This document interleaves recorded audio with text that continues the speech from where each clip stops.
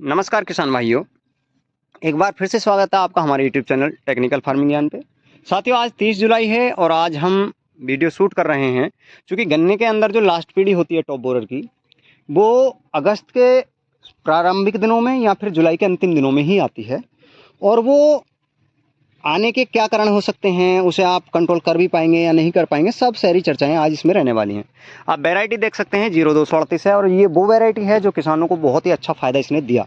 लेकिन पिछले कुछ वर्षों में टॉप बोरर का ज़्यादा अटैक हो गया, पोका बोइंग हो गया या फिर रेड रॉट हो गया। इन सारी बीमारियों ने इस गन्ने की वैरायटी को किसानों ने छोड़ने के लिए मजबूर कर दिया। अभी आप इस फील्ड को देख सकते हैं, अच्छी लेंथ के साथ है, मोटाई भी आप अच्छे से देख सकते हैं, बहुत ही लाजवाब मोटाई है। ये बाहरी जो मेंढे हैं इसमें जो लंबाई है लगभग 6 से 7 फीट आ चुकी है और जब आप इसे अंदर देखेंगे तो 8.5 फीट को भी ये क्रॉस कर चुकी है 30 जुलाई के दिन में। तो अभी कह सकते हैं अगर इस पर कोई ज़्यादा रोग ना आए तो ये लंबाई लगभग 12 से 13 फीट या उससे भी ज़्यादा जा सकती है। चूँकि अगस्त और जुलाई में ही ज़्यादा गन्ना बढ़ता है, तो ऐसे में यदि आप अपने गन्ने को संरक्षित कर पाए इन रोगों से तो फिर आपको अच्छी लेंथ और अच्छी मोटाई मिलती है और फिर आपको उत्पादन भी बहुत अच्छा मिल जाता है। मोटाई की बात करें तो बहुत अच्छी मोटाई भी है, टिलिंग नंबर भी बहुत ज़्यादा है। देखिए दोस्तों, जैसा कि मैंने बताया था पिछले वीडियो में कि हम इसका एक वीडियो ज़रूर लाएंगे कि अंतिम पीढ़ी के बारे में। तो जो अंतिम पीढ़ी है टॉप बोरर की वो इसमें आ चुकी है किसी किसी पौधे में। आप देख सकते हैं पहचान जो होती है स्टेम बोरर टॉप बोरर की वो ये होती है कि जो छेद छेद होते हैं गोब के अंदर, जब इसे हम न खोलते हैं तो फिर इल्ली मिलती है। तो जैसा कि हमने इसे न खोल के देखा है तो इसमें जो सफ़ेद गिडार होती है, सूडी होती है टॉप बोरर वाली, वो मिली, वो हमने इसे हटा करके फेंक दिया है। तो ये मेन भाग को, मेन ब्रांच को क्षतिग्रस्त कर देती है जिससे जो पौधे की लंबाई है वो रुक जाती है। तो क्या हम ऐसी स्थिति में भी इसे कंट्रोल कर पाएंगे? तो जी हाँ, क्योंकि आप देखेंगे तो किसी किसी पौधे में आया भी है। अभी ज़्यादा नहीं है, अगर हम इसे दवाइयों के माध्यम से कंट्रोल कर पाए या दे पाए तो फिर ये आगे नहीं बढ़ेगा, जिन पौधों में उसी में रह जाएगा और उसमें से भी 60 से 80% पौधे ठीक हो जाएंगे। तो चूँकि इसमें पहले से पिछले 60 दिन पहले के आसपास हमने इसमें जो इलियोस थी जिसके अंदर क्लोरोएंट्रानिलिप्रोल प्लस थायो था उसे दे के रखा था, तो इस कारण से इसमें जो जैसे अभी इस पौधे में आया हुआ है तो वो कंट्रोल में आया है, वो ठीक से चल भी पड़ी है ऊपर को। यहाँ आप इस पौधे में देख पाएंगे तो इसमें अभी आया है। तो अगर अगले से 5 से 6 दिन में अगर ये आती है निकल के तो आती है, नहीं तो ये यहीं पे रुक जाएगा।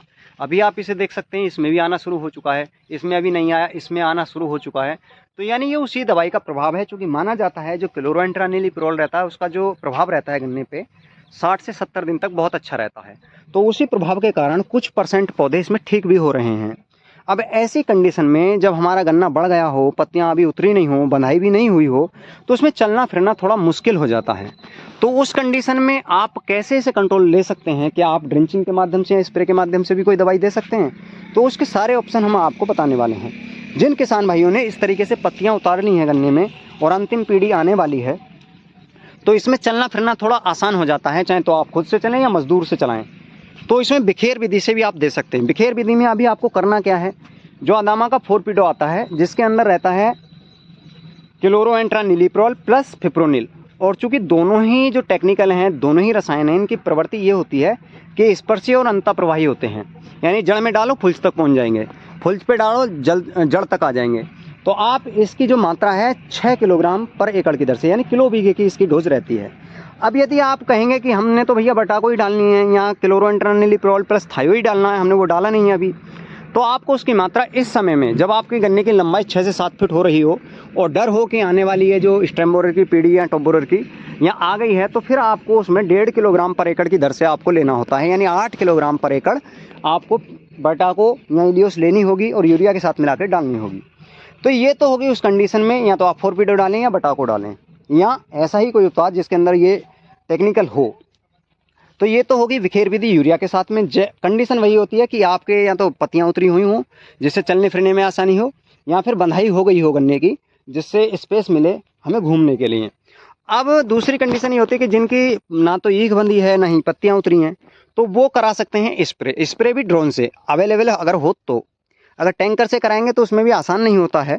तो अगर ड्रोन अवेलेबल हो तो उसके लिए आपको क्या लेना होता है, या तो आप लें क्लोरोएंट्रानिलिप्रोल प्लस फिप्रोनिल वाला कॉम्बिनेशन, या फिर आप कोराजिन प्लस लैम्डा प्लस थायो ये कॉम्बिनेशन लेंगे। तो आपको देखने में आएगा कि आपकी गन्ने की फसल पर इन रोगों के खिलाफ बहुत ही प्रभावी नियंत्रण आपको देखने को मिलेगा। 100% रिजल्ट नहीं मिलता है इस कंडीशन में, आपको 60 से 80% रिजल्ट मिल जाता है जो प्रभावित पौधे हो चुके हैं। हाँ, ये होता है कि जिन पौधों में अभी आया नहीं उनमें आएगा ही नहीं। जैसे इस कंडीशन में अगर देखें तो 10% रोग अभी है नहीं इस गन्ने के अंदर, तो 10% में भी अगर आप इसका मार्जिन निकालेंगे 60 से 80% तो वो भी ठीक हो जाएगा, और अगले जो 90% पौधे अभी सुरक्षित हैं वो सुरक्षित ही रहेंगे। तो आप इस चीज़ को ध्यान रखें कि आपको कॉम्बिनेशन क्या लेना है। और साथियों, अगर आपके यहाँ पे शिकायत हो कि पोका बोइंग या फिर रेड रॉट आ रहा हो तो कोई भी बेहतरीन फंगीसाइड आप इसके साथ ले सकते हैं।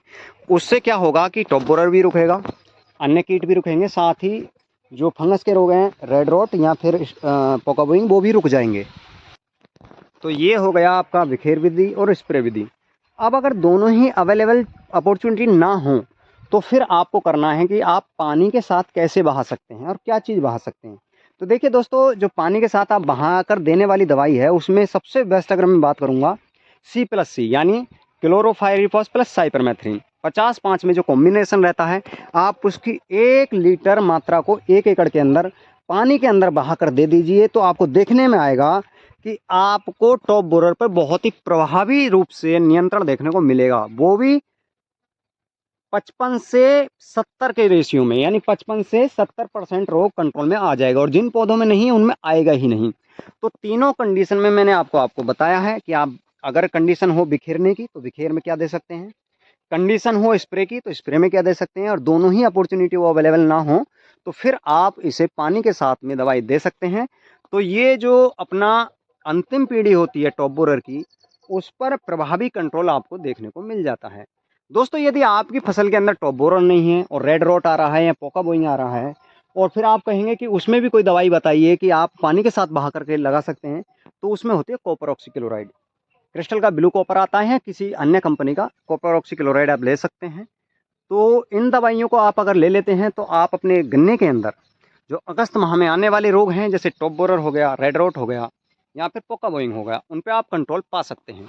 तो वीडियो में दी गई जानकारी आपको कैसी लगी बताइएगा ज़रूर। और दोस्तों, जो मोनोपोली हमारे बीच बन चुकी थी कि भाई जो 0238 वैरायटी है वो ख़त्म हो चुकी है, उसमें तो अब कुछ फ़ायदा ही नहीं है, तो आप देख सकते हैं प्रत्यक्ष को प्रमाण की कोई आवश्यकता नहीं होती है। गन्ने की लंबाई भी आप देख सकते हैं। अगर मैं बात करूं गन्ने के अंदर जा कर के, तो आप यहां से देखिएगा, पोरी गिन सकते हैं और पोरी के हिसाब से आप लेंथ भी ले सकते हैं। अगर इस लंबाई की गन्ने की पोरी की मैं बात करूं, अगर पत्ते हटाए जाएं तो ये लगभग 8-7 फीट गन्ना आ चुका है, और अभी अगस्त प्रारंभ होने वाला है। तो आप उम्मीद कर सकते हैं कि ये 8, अगर 4 फीट भी गन्ना अगर बढ़ जाए, 5 फीट भी बढ़ जाए, तो 12 से 13 फीट हाइट ये ले सकता है। और दोस्तों, जितने लोग ये कहते हैं 17 फीट 18 फीट, ये सब झूठ होता है, क्योंकि एक्चुअली जो गन्ने की लंबाई होती है वो 15 फीट से नीचे ही रहती है। ज़्यादा से ज़्यादा किसान भाई अगर इसे बढ़ा पाते हैं तो 13 फीट के आसपास बहुत बड़ा गन्ना माना जाता है। और अगर 13 फीट का गन्ना आपका हो जाए ना, तो आपको बहुत ही बेहतरीन पैदावार आपकी फसल से मिल जाती है। तो अभी अगर कंडीशन करें कि 6-5, क्योंकि बाहर की तरफ आप देखेंगे तो इसकी लंबाई जो लगभग 4.5, 5, 6, अगर अंदर बात करते हैं तो मैक्सिमम 8 तक है, 7 है, 6, यानी 6 एवरेज मान सकते हैं इसकी, या 7 एवरेज मान सकते हैं इसकी लंबाई। और अभी लगभग इतनी ही लंबाई और बढ़ जाए तो फिर क्या ही कहने। तो ये लंबाई बहुत होती है, ये उत्पादन बहुत होता है इतनी लंबाई पे, बशर्ते हमें आपको ये बताना होता है कि अपनी गन्ने की फसल को आप इन रोगों से कैसे प्रोटेक्ट कर सकते हैं। क्योंकि अगर देखने में आ रहा है जो टॉप बोरर है, कुछ आया भी है तो ठीक हो गया है, और कुछ अभी ठीक नहीं भी हो पाया है या आए ही ना, इसलिए ये चीज़ें मैंने आपको बताई हैं, ये दवाइयाँ बताई हैं। फिर से रिपीट करे दे रहा हूँ, जो स्प्रे में आप दे सकते हैं क्लोरोएंट्रानिलिप्रोल प्लस लैम्डा प्लस थायो, तो ये कॉम्बिनेशन। साथ ही आप फंगीसाइड रख सकते हैं रेड रॉट यदि पोका बोइंग की शिकायत है तो। अगर आप बात करें क्लोरोएंट्रानिलिप्रोल की तो 150 ml, और लैम्डा प्लस थायो 200 ml, और 250 ml कोई भी फंगीसाइड।